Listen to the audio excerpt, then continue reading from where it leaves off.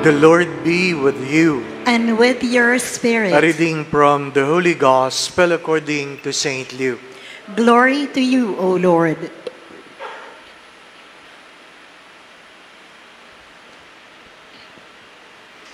There was a scholar of the law who stood up to test Jesus and said, "Teacher, what must I do to inherit eternal life?" Jesus said to him, "What is written in the law? How do you read it?" He said in reply, "You shall love the Lord your God with all your heart, with all your being, with all your strength, and with all your mind, and your neighbor as yourself." He replied to him, "You have answered correctly. Do this, and you will live." But because he wished to justify himself, he said to Jesus, "And who is my neighbor?" Jesus replied, "A man fell victim to robbers.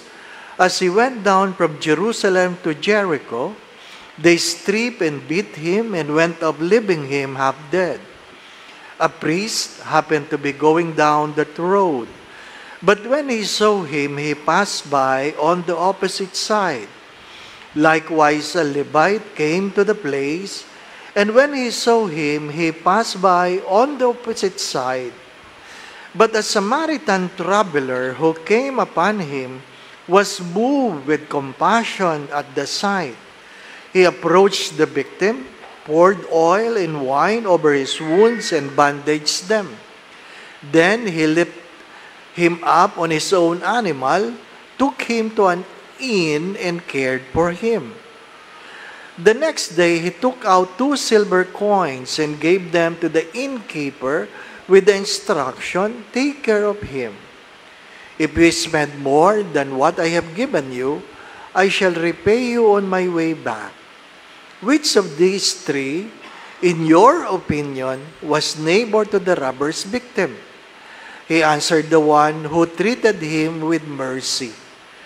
Jesus said to him, "Go and do likewise."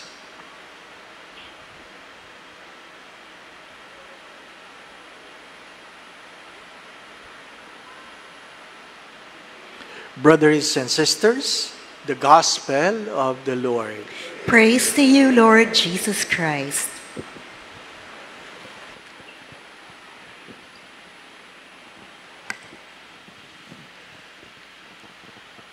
Is there anyone among you who committed adultery because you do not know that adultery is a sin? Hello? Or is there anyone among you who cheated during exams because you do not know that cheating is not a sin? Meron ba? Is there anyone among you who disrespected your parents because you do not know it is a sin to disrespect your parents? Hello? What I'm trying to say, we know it's wrong and yet we did it. The first reading says, if you only obey the law, because it is already stipulated, you already knew it. The problem is that you have failed to do it. Sinong hindi nakakaalam ng online gambling mali? Recently, mayroong pinapademolish na building worth 19 million dahil itinayo sa bangketa. Sayang naman yung 19 million. Hindi mo pwedeng sabihin, hindi ko po alam na bawal yan. Di po ba, anak? Sayang yung 19 million. Meron kaming kapatid na pari, nalulong sa utang, more than 2 million, dahil nag-online gambling. Hindi ko siya sinisiraan. Ang sinasabi ko, pari yan. Pari yan. Hindi ba niya alam? Alam niya. So tinanggal siya sa kanyang posisyon, umattend siya ng rehab, at binabayaran niya ngayon yung kanyang utang. Ano yung mga mali na ginagawa mo dahil hindi mo alam na mali? Ang sagot ay, wala. Sin is not simply breaking the law. Many times I have said this, it is abuse of freedom. Abuse of freedom. Thinking, I will not be caught. Thinking, it will not lead you to something worse. My dear friends, my brothers and sisters, as many times I have said this, you have the freedom to make a choice, but it is not for you to choose the consequences of your choices. Mahalagang yun ang paalala sa unang pagbasa. Kaya nga, ang pangalawang pagbasa ay pinapaalala, dapat nakatuong ka kay Kristo. Anong mahalagang mahalaga? Hindi dahil siya ay Diyos. Ngunit sa kanyang pagka-Diyos, meron siyang kababaang loob at merong pagsunod.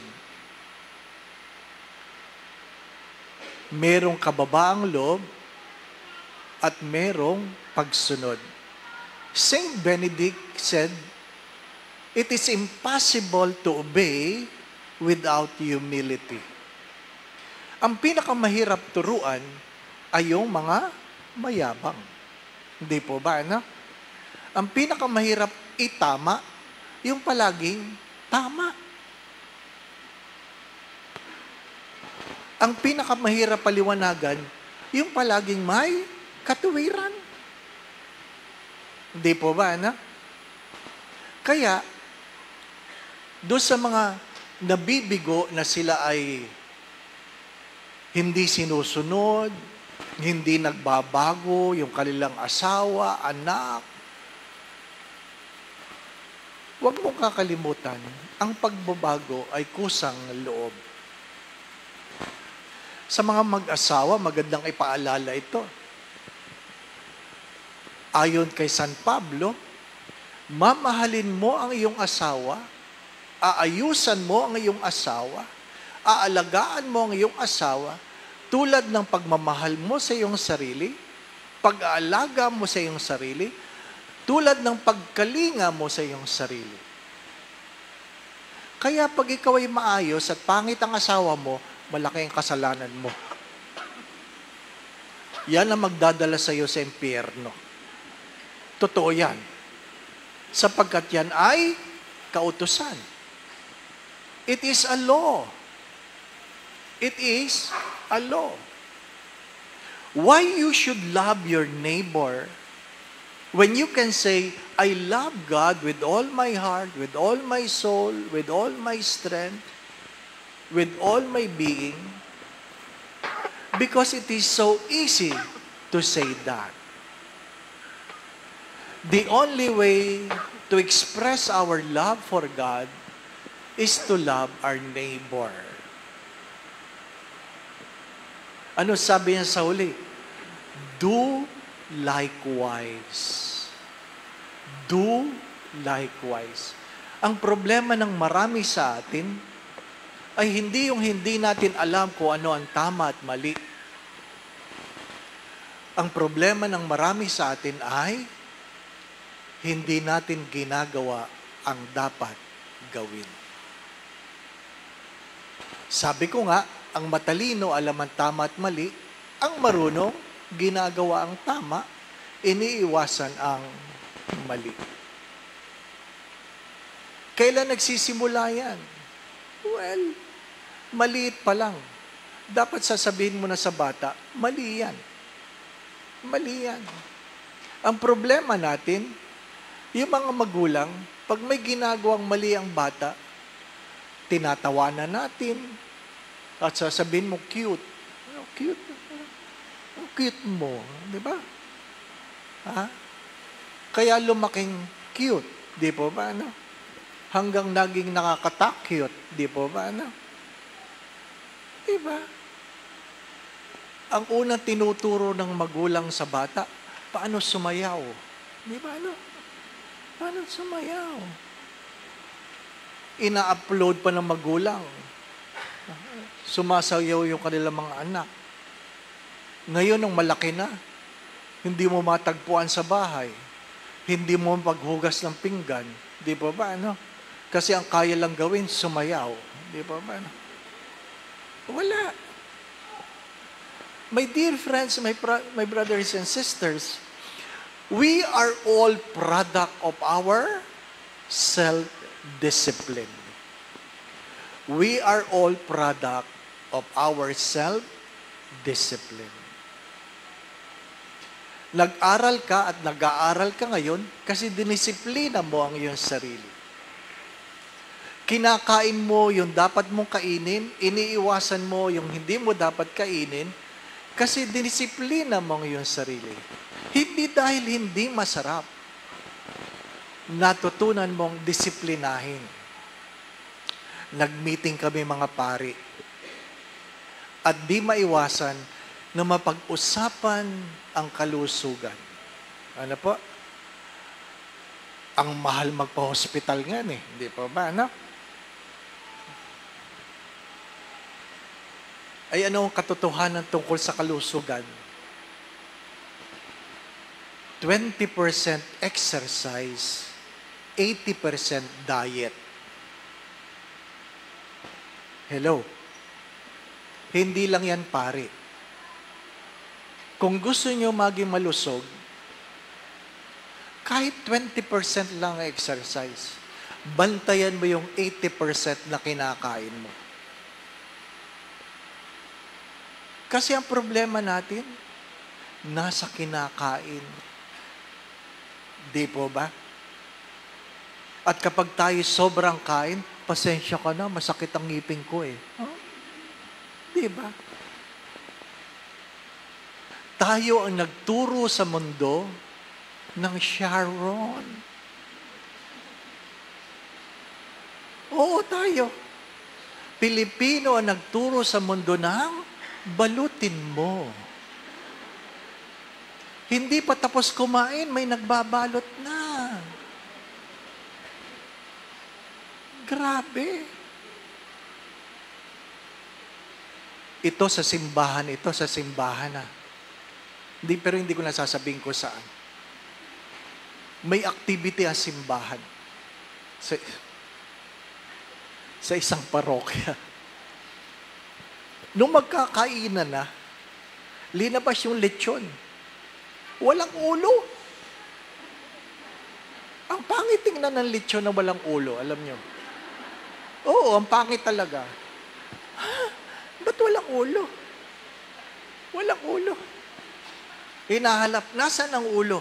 Alam nyo, walang umamin. Alam nga naman, diniliver yung lechon na walang ulo. May tumira. Pero walang umamin. Sino titira nun? Lahat ng nandun. Member ng organisasyon ng simbahan. Diba? Pambihira naman. Baka ang tumira doon, naglilid pa ng rosaryo eh.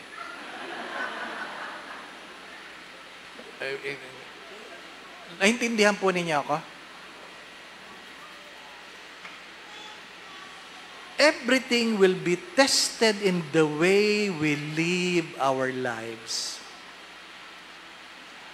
Life will be tested not how we behave in charge the church. Life will be tested the moment we go out after the Mass. Naintindihan po ninyo? ang buhay ay huhusgahan, hindi yung habang nasa loob tayo ng simbahan. Ang buhay ay huhusgahan tuwing pagkatapos ng misa. Paano tayo makitungo sa mga waiter, sa security guard, paano tayo makitungo sa labas, hindi po ba, ano? Doon nga sa isang parokya. Para wag na tayong mag-usap ng ibang tao, tayo na lang. Hindi po ba, ano? Isipin mo, katatapos lang ng misa. Sa loob ng simbahan, peace be with you. Di ba, ano? Pagkatapos ng misa,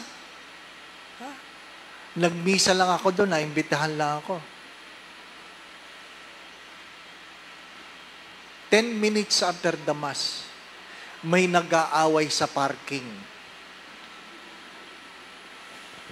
Mga nagsimba yun. Di po ba, ano? Ano ibig ko sabihin?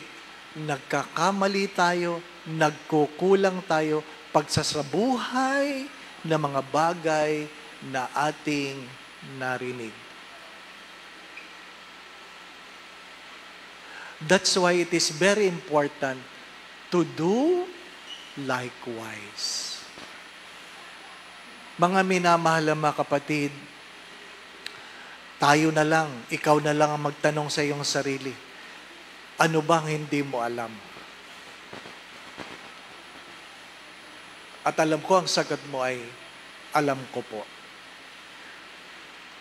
That's why we will be judged by not what we know, but what we have done. We will be judged not but what we know, but what we have done. Husbands and wives, examine your relationship. Children, regardless how successful you are, still you are bound to honor your mother and father. Regardless how successful you are. My dear friends, again, worse to those who know and failed to practice it. And this is the grace we would like to ask from the Lord. Lord, help me to live the life You have taught me to live. Nawa po'y may sa buhay ko ang mga bagay na aking narinig. And you will live. Ang sabi ng responsorial son, and you will live. Hindi lang yung mabubuhay ka.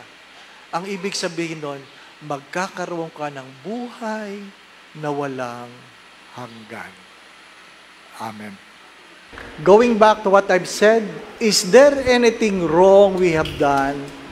We have done it because we do not know it's wrong. The answer is none. The problem is that we usually abuse our freedom. My dear friends, my dear brothers and sisters, we can only live in the presence of God if we obey the statutes of God. Do not forget this. The minimum of love is to do the law. The minimum of love is to do the law.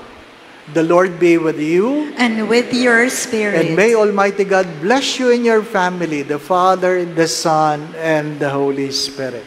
Amen. The Mass has been offered. We go in peace to love and serve the Lord. Thanks be to God.